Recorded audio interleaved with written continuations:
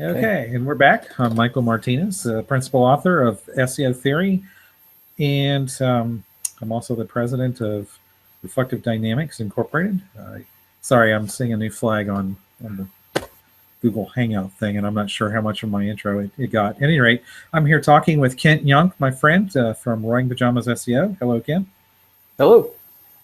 And this is June 17th, 2016. Yes, we missed a week. Sometimes we do that. Sorry about that. But we're back, and Kent had a couple of topics that he wanted to discuss that I thought were pretty interesting. And just the first one is an article that came out today from linkresearch.com, I think it was. And they did a case study on Hulu. That seems to have lost a lot of search visibility, so we'll talk about that in a minute. And then Kent also was talking to me before we started recording about a client situation he had where he had recommended that they use meta tags, meta descriptions on their pages, and a vice president came in and overruled him. And so we'll go and we'll talk about the pros and cons of that business. That was a business decision. That was not just an SEO decision. It was a business decision. And so, Kent, why don't you go ahead and take it away. Great. Well, thank you, Michael. It was interesting. You mentioned it was rainy there. It's actually rainy here, believe it or not. And it doesn't get rainy here very often in June. But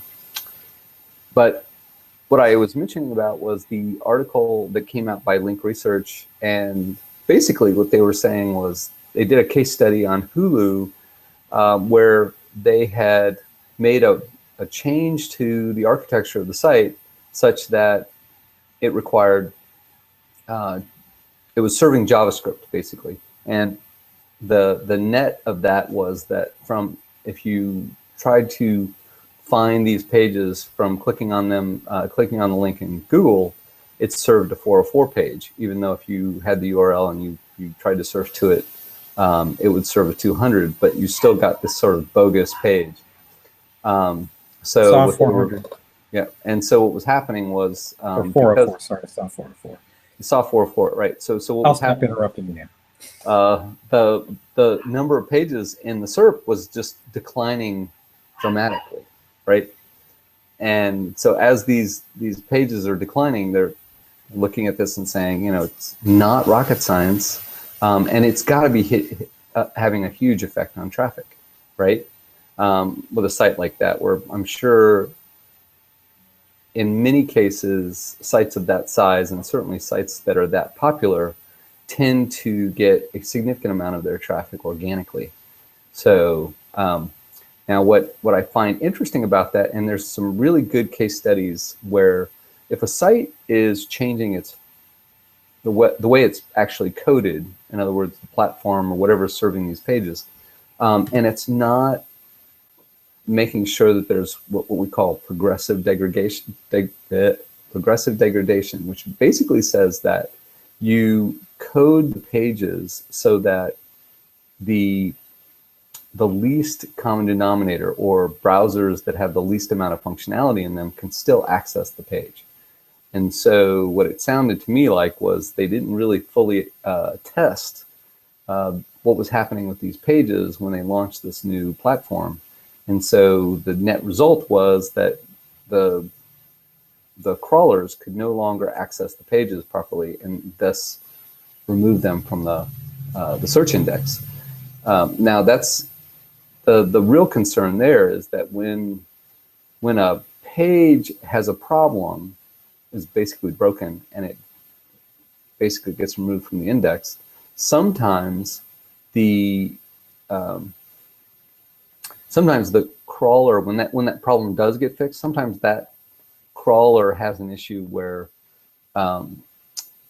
basically the pages don't get indexed very quickly in response to resolving the issue. So the issue gets resolved, and then the expectation is that, the pages will just show back up, and that's not really how it works.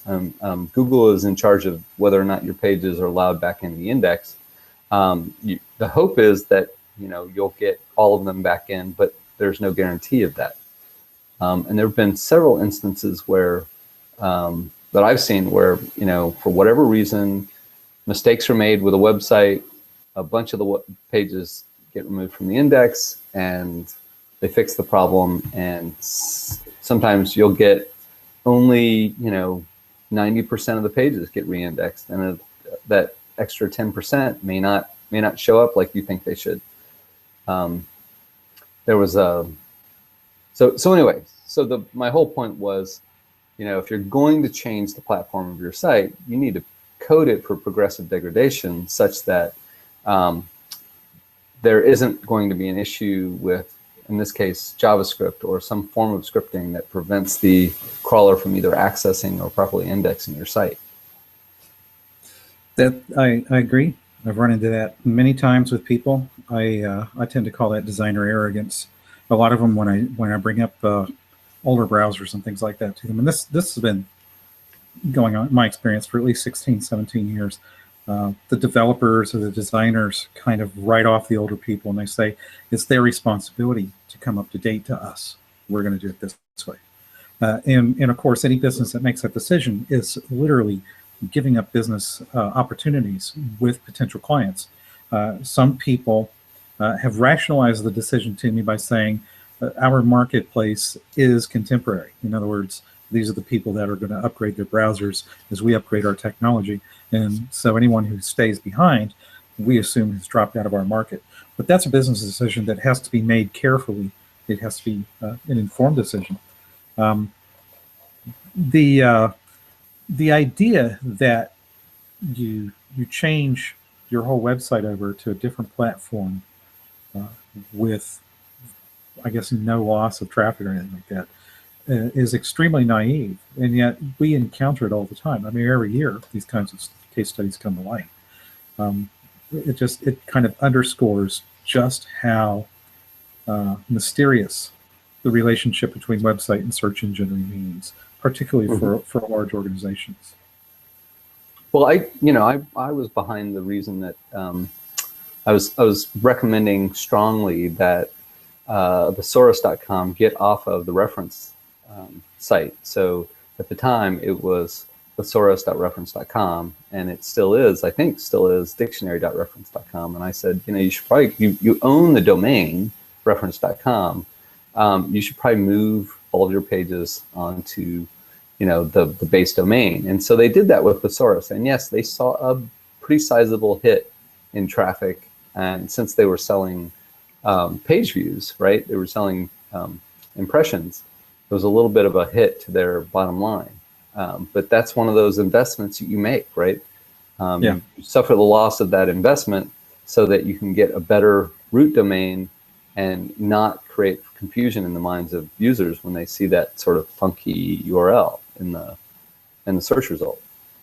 I actually remember Thesaurus.com before they bought it, and I was upset no end when they integrated it into reference.com because they changed everything going from Thesaurus.com to reference.com, and that when you create that kind of a bad user experience, you had better be the only game in town because you're going to lose people. And at the time, they were the only game in town that I had that I liked enough to stay with. I mean, I just swallowed my frustration because I didn't like the other Thesauri sites out there.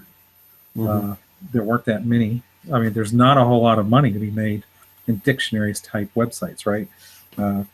You're not going to see a whole 10 or 20 crew of competitors in that kind of a field. So it has a serious impact on the user experience when you do change everything about a website, particularly the delivery, not just the layout and things like that. I actually I stumbled across we have a lot of little websites that we think around with in our spare time, of which we don't have much these days. But a couple of weeks ago, I ran into a website that we'd set up some years ago, and we had been updating it periodically. And I noticed that it had no traffic for the past 2 months, which is unusual, to say the least. And so I looked at what could possibly have happened. And the traffic all died around the time that I put the Genesis theme on that website. We like the Genesis theme. It's not really what I consider an SEO friendly theme. A lot of people in the SEO community do consider it to be SEO friendly. I consider it to be extremely SEO unfriendly. And this is the reason why, when you just put it on the website and don't tweak anything, it no indexes your archive pages. And that just kills the crawl on a blog. And so Google de-indexed most of the website. There were like, I don't know, 8 pages left of much more. And so I was kind of kicking myself because I've worked with Genesis before, and I know to go in and check for those no index things when I set it up. I must have been in a rush on the day that I converted that site over. And so that was about 2 weeks ago. And I built some crawl content on the site. I'm not going to go into detail, but I took off the no index tags and I built some crawl content, and I resubmitted the site to Google. And it's gotten maybe 5 visitors in 2 weeks, which is, I mean, that's pathetic, by anybody's standards, right? So we're just waiting at this point for the website to recover from what was a stupid, avoidable mistake. And it's not as severe as changing, your delivery platform from, say, PHP to JavaScript or something like that. But it is certainly severe in that you're telling the search engine not to index important parts of the website. And there was a conversation with a Googler recently where I think it was John Mueller, and he said reportedly that Google may still crawl a page if you put a no index follow on there. I didn't think to look at see what the Genesis puts in the tag besides no index, but I suspect it puts no index, no follow, or something like that. In any event, Google was not crawling through those pages, and we depend on those category pages for crawling on many of these websites. So it doesn't take much to kill a website, but you got to wait, like you just pointed out, for it to come back. Oh yeah, yeah, and I'll tell you, there was another instance. I worked on a really big site, and it had a 302 that went from the base domain to sort of a subdomain, and Google had not bothered to spank the site for it. And then lo and behold, one day it lost like 25% of its traffic. And we were looking at everything, and we finally found this sort of old 302 from the base domain to the subdomain, and realized and fixed it to a 301. And yet, sure enough, we got 15% of that traffic back, right? But we didn't get the last 10%. So, Google is a, pretty tough cookie when it comes to that. And the funny part was that, it wasn't a traditional algorithmic penalty. It was one of their basic algorithms that they look for, proper performance. Or whatever. Yeah. Yes. Of course, Google says now that they treat 302s like 301s, but that's been an ongoing debate for every year. People keep trying to test it, and the results are mixed. But I think the general consensus is that you should assume a 302 may take longer to have a good effect than a 301. If there's going to be a difference, you should assume that it's not going to be quite as effective as a 301. And so everybody, out of an abundance of caution, tends to recommend the 301s over the 302s. There's really no reason to do a 302 anymore, to be honest. Right. I would agree with that. It was supposed to be a temporary redirect, but back in the day when temporary redirects actually made some sort of sense, the web serving technologies were much different. We had slower machines, different kinds of delivery systems, and it just doesn't really make a whole lot of sense to call something a temporary redirect now. And of course, it was abused years ago too, with the 302 hijack scheme and all that stuff. So it was really, I can see why Google would have hurt that website, because that was probably around the time when 302 hijacks were a big problem for Google. And they received a lot of complaints, and they started trusting 302 redirects less.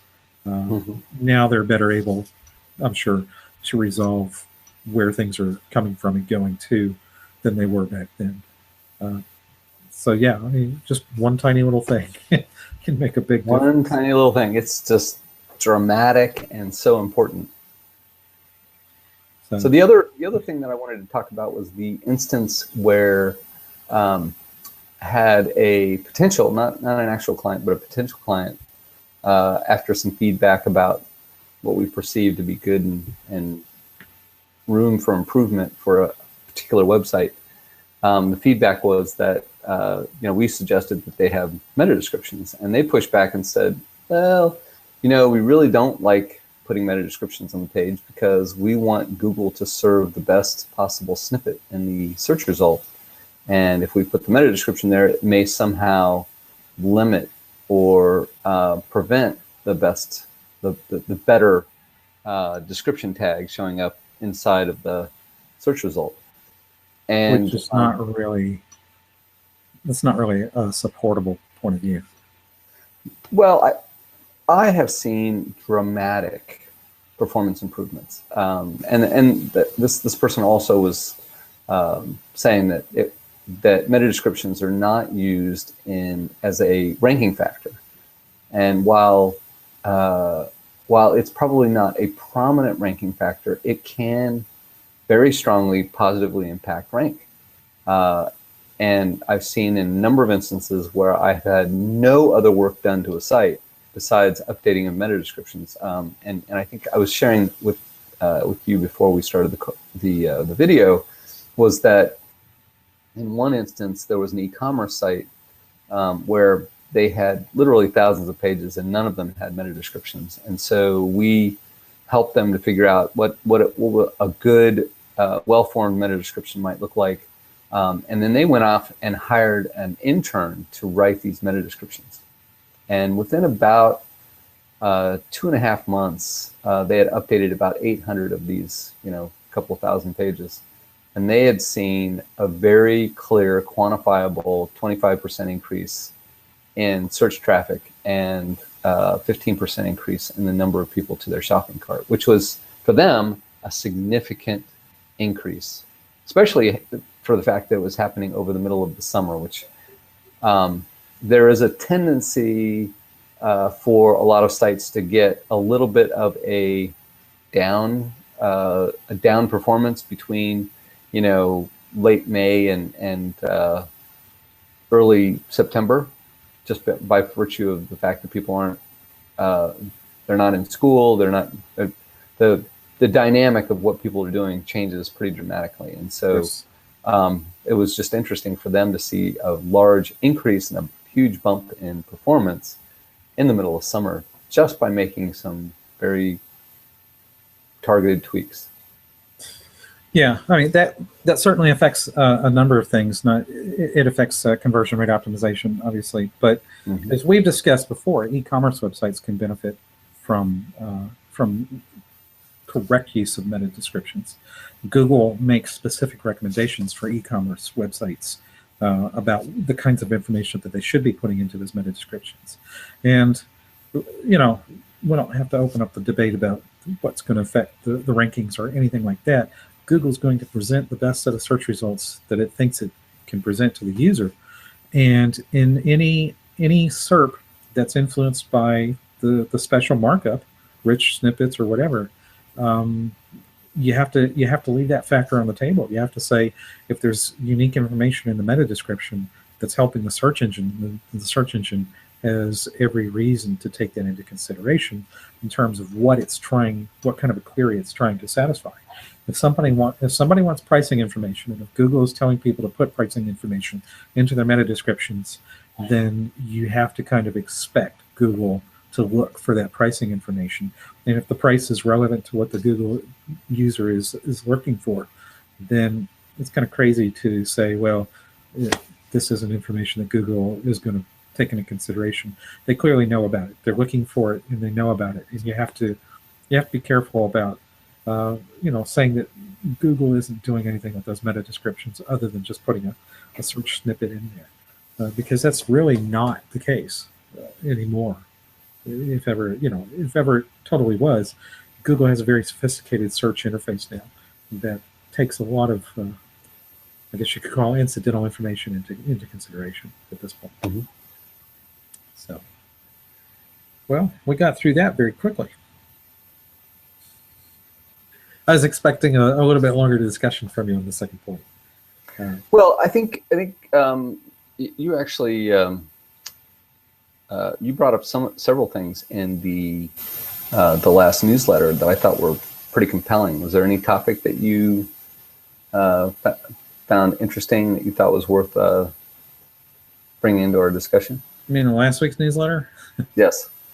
I haven't read it in a few days. It's hard to say. Let me just take a quick. I should have anticipated that you would ask me about that.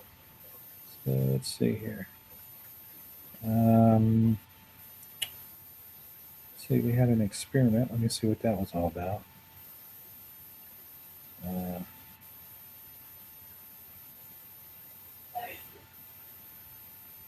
Oh yeah, I was still doing penguin stuff in last week's newsletter. I don't really want to share all the penguin strategies that I've put into the newsletter. People, first of all, people have been arguing with me on the open internet. They would rather complain about Google than try and implement some of these strategies that I have shared openly. And secondly, anything that works, you need to keep to yourselves. I'm serious. I mean, you tell Google too much about what's going to help you get around a penguin markdown, and they're going to go in and do something about that. And I'm not talking about spamming, okay? I don't advise my clients to spam. In fact, we have some pretty sensitive clients. We've made some recommendations that we were absolutely, utterly convinced had nothing to do with violating search engine guidelines. And our clients have come back and said, we're not going to do that. It sounds like spam. So that's, you have to be careful about that. But I did have an article, how to avoid blogging on a business blog. I don't know if anybody would really be interested in that. Yeah, I think you made a really good point in that article where you just talked about the fact that small businesses especially push back, saying that that we either don't have time to do it, we're not good writers, that's not what our focus is.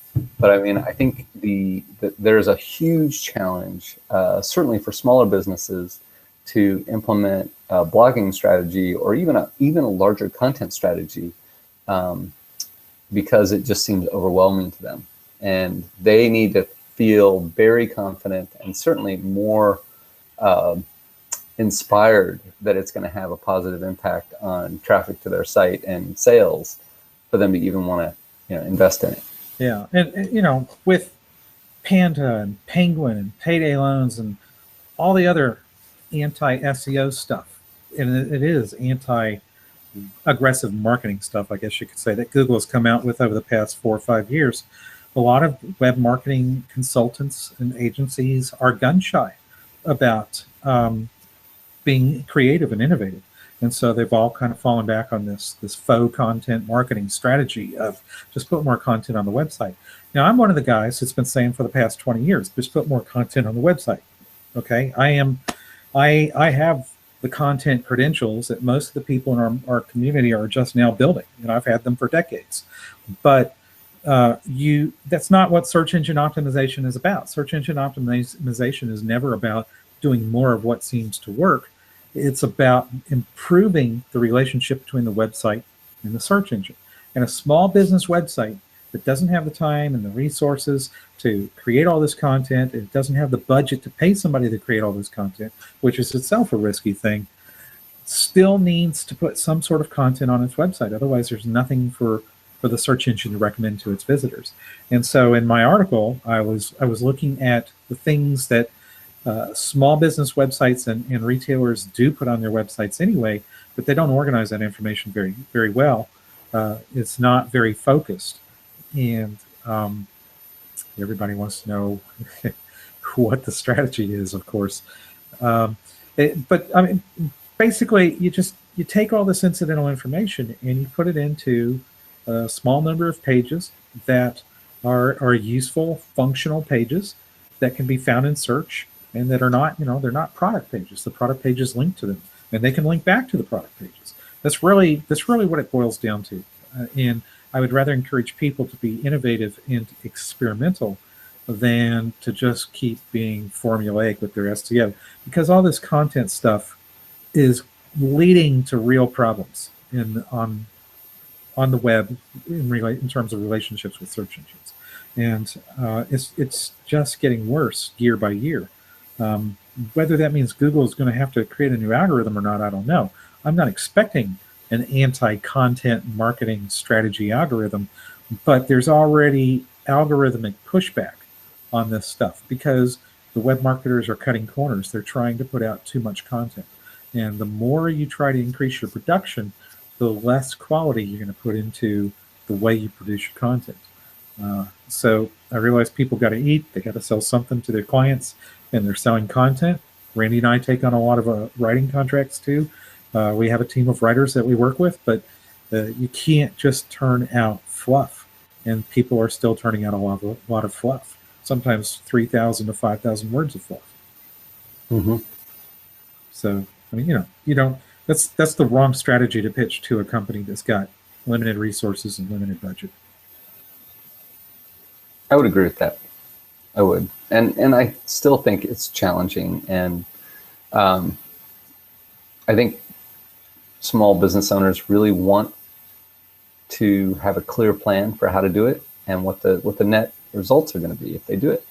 So it's just tough, and sometimes it's hard to quantify, how much value that's going to generate, certainly in the short term.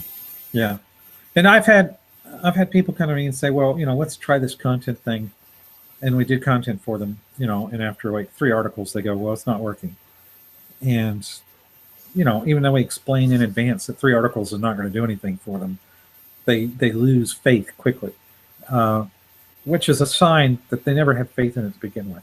I mean, you might lose a little bit of faith with each article, but if after 3 articles you've lost all faith, you didn't have much faith to begin with. And no matter how much the web marketer tries to pre-qualify the strategy by pointing out that you're going to gradually build up value and traffic over time, a lot of people are just not prepared to make that kind of a commitment, and so it's the wrong strategy. But I mean, if you're going to just invest in a small number of pages, under 5, let's say no more than 5 additional pages of content for a website, then they need to be the best damn 5 pages that history's ever seen for that industry. Mm-hmm. Completely agree. So, well, we're coming up on 30 minutes. Does feel a little forced at this point. I just I think that we covered some good topics here. I am a little bit under the gun today. I don't really I wasn't as prepared for this as I should have been, and thankfully Kent was ready with some topics to talk about. So thank you, Kent. You're welcome, Michael. And I think it's not hard to get you going on a topic because you're so knowledgeable and you've got so much experience. So well, you did get me going for 10 minutes before we started recording. That was unfortunate. Didn't see that coming. But all right. So thanks a lot, everybody, for watching. We'll try and do this again next week. We've been a little bit sketchy on our schedule, but we're going to keep plugging away at this, and hopefully everybody likes it. We'll appreciate it if you share the videos with your friends and your neighbors. We know that gives away a competitive advantage, but we'll always have something else to talk about. So take care, everybody. Have a great day.